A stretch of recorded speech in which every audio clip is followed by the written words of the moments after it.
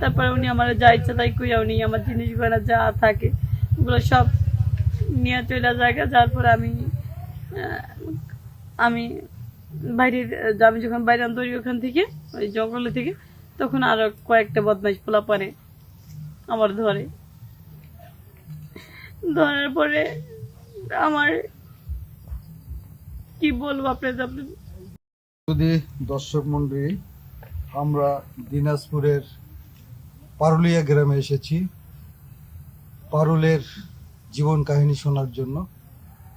তো শুধু দর্শক মন্ডলী, এখন আমরা পারুলের মুখে তার জীবন কাহিনী শুনবো। শুনুন তাহলে পারুলের জীবন কাহিনী। আসসালামু আলাইকুম। আজকে আপনাদের মাঝে তুলে ধরবো আমার জীবনের কিছু ঘটে যাওয়া ঘটনা। আমার স্বামী দুবাই থাকে।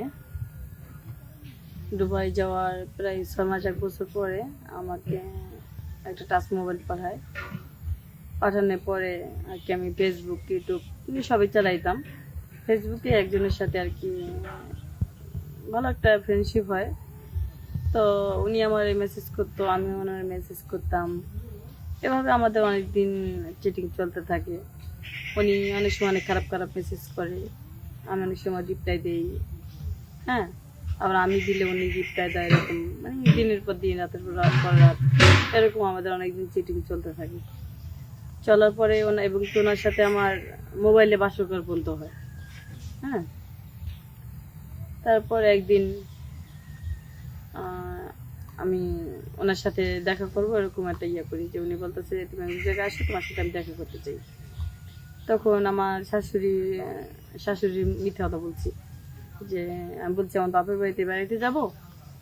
বলছে ঠিক আছে। পরে আমি বাপের বাড়িতে যাইনি, না যেয়ে আর কি ওনার সাথে আমি আমার ওই ফ্রেন্ডের সাথে দেখা করতে গেছি। দেখা করতে যাওয়ার পর উনি একটা প্রাইভেট গাড়ি নিয়ে আসছে দেখা করতে। আসার পরে উনি আমার প্রাইভেট কারে উঠাইলো, আর আমি আবার আমার যত জিনিস গয়না ছিল ওগুলো আমি সবই পরে গেছিলাম। অনেক সুন্দর করে সাজছিলাম আর কি, যেহেতু আমার প্রেমিকের সাথে আমি দেখা করতে যাব। হ্যাঁ, ফ্যামিলি না, বন্ধুর সাথে না? হ্যাঁ, বন্ধু প্রেমিকা দুইটাই মানে আর কি। হ্যাঁ, ভালো বন্ধু তো প্রেমিকার মধ্যেই চলে গেছিলাম।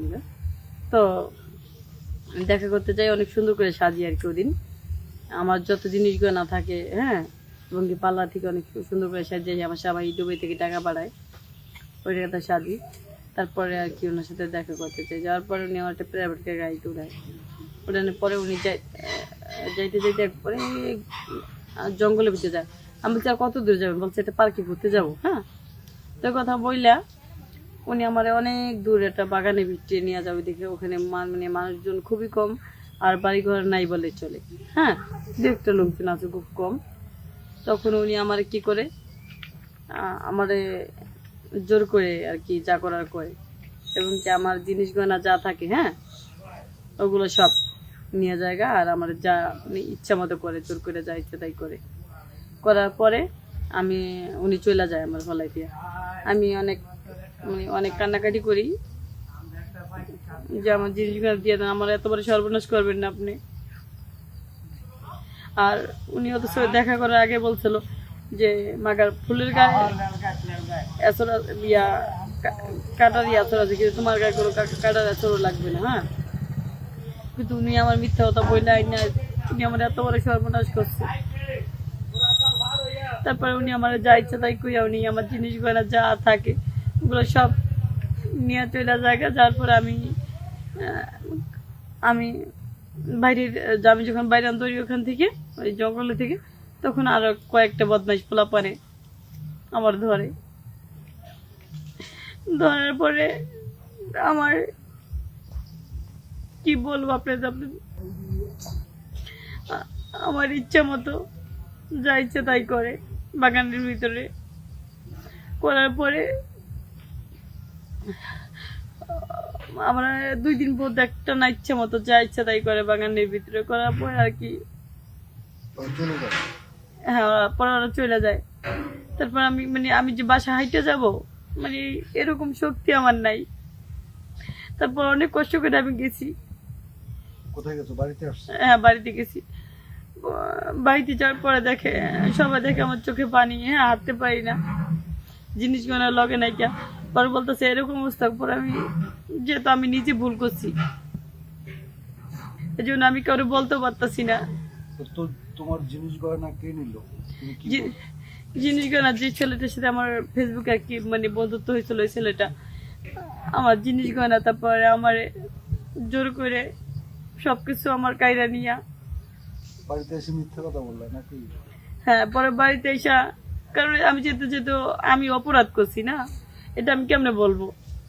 তারপর আমি বাড়িতে বলছি যে আমার ডাকাইতে ধরছিল, ডাকাইতে ধরে জিনিস গয়না সবকিছু নিয়ে গেছে গা আমার মাইদের কইরা, এই কথা বলছি ফ্যামিলিরে। সেজন্য কে দোষী?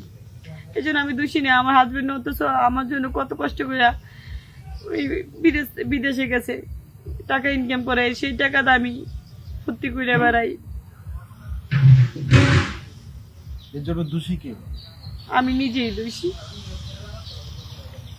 এটি তোমার কথা। হ্যাঁ, তো আমি চাই এ, কারণ আমার মতো ভুল যেন কোনো মেয়ে না করে, যে কারো ফাঁদে পড়া যে মানে নিঃস্ব হয়ে যায় না যে নিজেকে। হ্যাঁ, আজকে যদি আমি এরকম কিছু না করতাম, তাহলে তো আমার যে জিনিসগুলো, নিজের যে ইজ্জত, হ্যাঁ নিজের ইজ্জত বিসর্জন দিতে হইতো না, বা আমার স্বামী অনেক কষ্ট করে বিদেশ যে আমার জন্য সোনার জিনিস গয়না পাঠাইছে, এগুলো আমার হারাইতে হইতো না। তো সবচেয়ে বড় কথা হলো মানুষের যাতে এই ধরনের ভুল থেকে দূরে থাকে। আমি চাই না যে আমার মতো কারো জীবন এভাবে নষ্ট হোক। শুধু দর্শক মন্ডলী, আমরা ওর মুখ থেকে তার জীবন কাহিনী শুনলাম। সত্যি খুব মর্মান্তিক। তবে সে ভুল করেছে, ফেসবুকে বন্ধুত্ব করে, প্রেম করে। যাই হোক, এই ফেসবুক আর পেজে, এই সমস্ত মোবাইলে ফ্রেন্ডশিপ না করে সামাজিকভাবে চলাফেরা করলে, সুন্দরভাবে চলাফেরা করাটাই আমি শ্রেয় মনে করি। আর তুমি যে ঘটনাটা ঘটছে তোমার জীবনে, তুমি মারাত্মক ভুল করেছো। এই ধরনের ভুল যেন এই গ্রাম বাংলার বাংলা মানুষ মাটিতে যে না করে, আমি না এটা করে, প্রত্যাশা হ্যাঁ, করি। সেজন্য তার কাকুতি এবং মিনতি। হ্যাঁ, ঠিক আছে, তার ট্র্যাজেডি জীবন। হ্যাঁ, আর যেন কোনো মেয়েরা এই ধরনের কাজ না করে, সেটাই তার সাবধানতা করার একটা অঙ্গীকার। ঠিক আছে, শুধু দর্শক মণ্ডলী, আপনারা ভালো থাকুন, সুস্থ থাকুন, যেখানে আছেন সবাই এই চ্যানেলে সাবস্ক্রাইব করবেন, লাইক করবেন। হ্যাঁ, এবং আমরা যেন আরও ভালো ভালো কোনো কারো জীবন কাহিনী নিয়ে আপনাদের সামনে আসতে পারি, এই বলে আজকের জন্য বিদায় নিচ্ছি। আল্লাহ হাফেজ।